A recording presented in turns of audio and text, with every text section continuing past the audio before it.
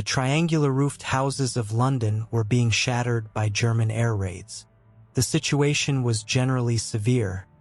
The British were continuously losing soldiers. Nevertheless, they continued to fight against the Nazis. They were fighting for their country and loved ones. Underlying their determination was a legend that bolstered their courage. The legend of a leader who had victories over the German Saxon tribes that invaded Britain 1,500 years ago. The legend of King Arthur. Starting from the tales of the people of southern Britain and spreading to the entire world, this epic story empowered them to resist. So, who was this Arthur? Did he really exist? Or was he an imaginary hero created by the Britons to inspire future generations? So, why was there a need for it? To answer all these questions, we need to examine Arthur and his story in different ways. First, let's explore how this story emerged and developed. Legends and records about King Arthur often claim that he lived in the 6th century.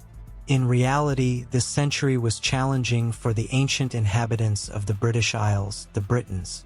Formerly, the Britons, whose lands were mostly seized by the Romans, had become Christians along with the Romans and had generally adapted to living with them. However, the withdrawal of the Roman Empire from the British Isles due to the barbarian invasions led to changes in the conditions on the island. This situation meant that Britain was now vulnerable to the attacks of pagan invaders. The lands of the Britons were under assault by pagan Saxons and Angles coming from the north of Germany, and the ancient inhabitants of the island had to confront these Saxon plunderers on their own. Although someone had slowed them down by resisting the Saxon invasion until the second half of the 6th century, eventually, a large part of the island was conquered by the Saxons. A surviving group withdrew to the southwest of the island to resist Saxon attacks and continued to live in the region now called Wales. After the Saxons also became Christians, the hostility between the two peoples relatively diminished but never completely ended. It was during this period, in the years when Britain was shaped by long and uninterrupted wars, that the legend of King Arthur began to emerge. Surviving against Saxon invasions, a group of Britons withdrew to the southwest of the island and continued to live in the region now known as Wales. After the Saxons also became Christians, the hostility between the two peoples relatively diminished but never completely ended. It was during this period, in the years when Britain was shaped by long and uninterrupted wars, that the legend of King Arthur began to emerge. First records about Arthur are thought to have been created in the Welsh region and spread to Britain from there. These records were generally more literary than historical. In fact, it was an Arthurian epic in these literary works, and although there were differences in the story of Arthur described in most of the tales, it is possible to identify some characteristics of the king described in most stories. In many of these stories, Arthur is portrayed not as a passive and indifferent king but as a tough warrior. He protected his lands against enemies such as Saxons or supernatural creatures. Another notable feature in these epics is Arthur's strong connection with supernatural forces. In some tales, he is even seen embarking on journeys to other worlds. Another feature in the stories taught during this period is that Arthur and his knights were treated more as fairy tale heroes than historical figures. However, this fairy tale theme in Arthurian stories changed with the spread of Historia, a work written by the Gallic monk and historian in the 9th century. Although some sections of the work use real-style expressions for Arthur and his knights, looking at the work as a whole, it can be seen that Arthur is treated as a historically significant figure rather than a mythical hero in British history. Additionally, in this work, Arthur is portrayed not as a king but as a military leader. The legend of Arthur gained popularity in different regions of continental Europe after spreading from Britain, and King Arthur began to emerge not only as a mysterious literary figure in his homeland but also in France.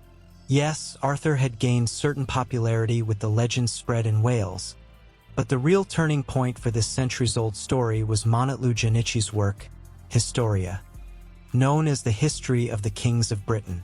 This work was a mixture of legends and a history book about Britain. It narrated the story of Brutus, who was exiled from Troy and established a kingdom in Britain, and the events that unfolded afterward. Although it contained historical information thought to be true in general, this work was made up of tales and fantastical stories. Nevertheless, it became one of the most popular historical works of that time. After this, Arthur, returning to Britain, defeats his nephew Mordred near the river Camlin in Convel. However, he is seriously injured himself. He passes his crown to his relative Constantine and is taken to the legendary Avalon Island for his wounds to heal. No one sees him again. After its publication, Janichi's work gained significant popularity. So much so that there are 200 different manuscript copies of the Latin version of the work that have survived to this day. The reproduction of a work hundreds of times in times when the printing press was not used is one of the essential indicators of how popular the work was. Considering the lost manuscripts, it can easily be said that Janichi's work was the Harry Potter of those years. With the popularity of his work, versions told in France and England not only added diversity to Arthur's story, but also underwent a significant structural change. In a large part of these works, Arthur appeared not only as a peripheral character but also shifted the focus to stories centered around him, similar to the tales around Ertugrul. For example, in some significant works such as Sir Gawain and the Green Knight and Tristan and Isolde, the main characters of the story were people around Ertugrul. A second change in Arthurian works written especially in continental European countries like France was related to Arthur's personality traits. In old legends, tales, and works of historians like Nennius, Arthur was portrayed as a relentless warrior. He challenged hundreds of people alone, participated in expeditions at the head of his army, and consecutively defeated the invaders of Britain. However, in later legends and works, Arthur, while maintaining his wisdom, became a much more passive and weaker character. For instance, upon learning that his wife betrayed him with his knight and friend Lancelot, instead of getting angry like a warrior, he became silent. All of these are different from the old image of Arthur, who defeated 900 men alone, wrestled with giants, and contradicted his figure. One of the main contributors to this change was the French poet Chrétien de Troyes. Between 1170 and 1190, this poet wrote 5 different works about Arthurian legends. In these works, Arthur appeared as a relatively weak and secondary character. After Chrétien de Troyes' works, the image of Arthur in people's minds changed significantly, and this change mostly became permanent. One of the most comprehensive works on the Arthurian stories was written by Thomas Malory in the late 15th century. This work, titled The Death of Ertugrul, aimed to encompass the common points of Arthurian stories in a single narrative and gained considerable popularity. However, this would not last long. With the full establishment of the Renaissance, which began in the 15th century, by the 17th century, the interest in Arthur, a medieval character, had gradually waned. For example, the printing of Thomas Malory's popular work was halted in 1634. During the period from the early 17th century to the early 19th century, there was little work done on Arthur, and the few works written did not gain the approval of broad audiences. This 200-year period was almost like a winter hibernation for the Arthurian legend. However, the importance of the stories of Ertugrul during this long dormant period came to an end in the first half of the 19th century. Despite living amidst the smoke of machines and the noise of steamships in the Victorian era in England, the gentlemen of that time began to develop an interest in ancient times and heroes of the Middle Ages. One of the first works written during this period was Alfred Lord Tennyson's poem, The Lady of Shalott, composed in 1832. This work appealed to the readers of the Victorian era, who loved mystical and romantic elements. Interest in the Arthurian legend began to revive after the 200 years of stagnation. Additionally, during this time, Thomas Malory's work, The Death of Ertugrul, last printed in 1634, was modernized and republished. The Arthur that emerged during this period resembled more the Arthur in French literature.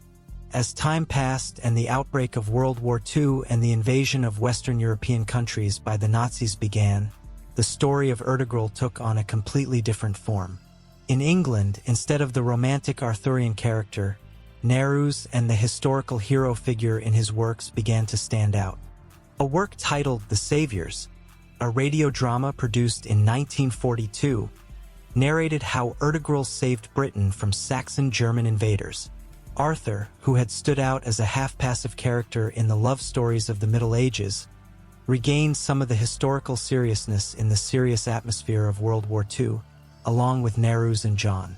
Works after World War II generally presented a mixed picture.